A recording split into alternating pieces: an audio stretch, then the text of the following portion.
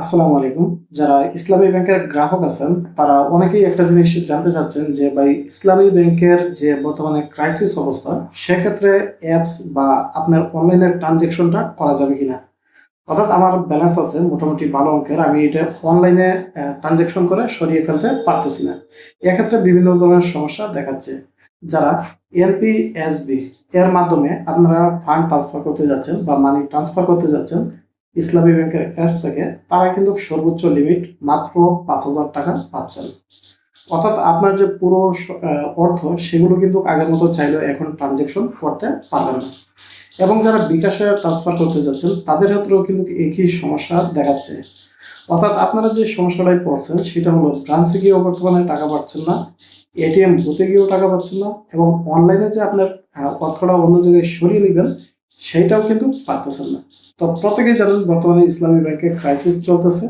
সেখানে আপনার যে প্রশাসক নিয়োগ সেক্ষেত্রে নিয়ে অনেক ধরনের জটিলতা পড়তেছে। যদিও আজকে প্রশাসক বোর্ডটা ভেঙে দিছে, দেওয়ার পরেও কিন্তু সাধারণ যারা গ্রাহক আছে তাদের কিন্তু সবাই চাচ্ছে যে তাদের অর্থগুলো সেভে রাখুক, হেফাজতে রাখুক।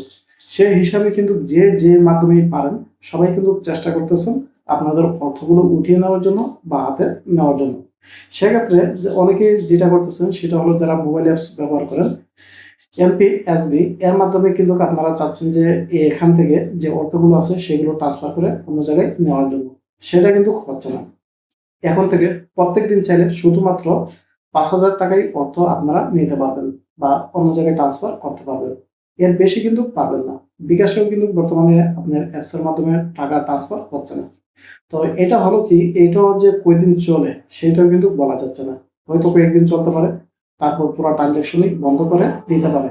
এর আগেও কিন্তু আপনার যেটা দেখছেন যে 5টি ব্যাংকে ফার্স্ট সিকিউরিটি, সোশ্যাল, গ্লোবাল বা আপনার এক্সিম, এই যে ব্যাংকগুলো আছে সেগুলোরও কিন্তু একই দশা হয়েছিল। যে প্রথম অবস্থায় আপনার মানি ট্রানজাকশন খুব সীমিত পরিমাণে করে দিছিল, তারপর কিন্তু সেইটা কিন্তু আর বেশি দিন কন্টিনিউ করছে না, হঠাৎ করে সম্পূর্ণটাই কিন্তু বন্ধ করে দিছে। তো এটা কি এরকম হয় কিনা সেটা এখন বলা যাচ্ছে না। তবে বর্তমানে আপনার মানি ট্রানজাকশন বন্ধ আছে। আপনি যদি চান তাহলে ব্রাঞ্চে গিয়ে বা অন্য কোনো উপায়ে চেষ্টা করবেন।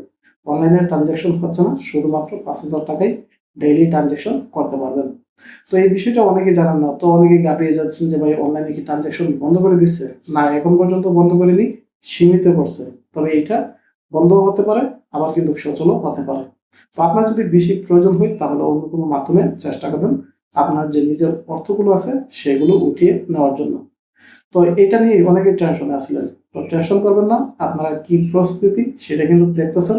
বর্তমানে আপনার যে ম্যানেজমেন্ট বোর্ড আছে সেটাও কিন্তু আপনার পরিচালনা বোর্ড, সেটাও কিন্তু ভেঙে দেওয়া হয়েছে। তো এখন একজনকে ভারপ্রাপ্ত হিসেবে দেওয়া হয়েছে। দেখুন যে পরবর্তীতে কি সিদ্ধান্তগুলো আসে।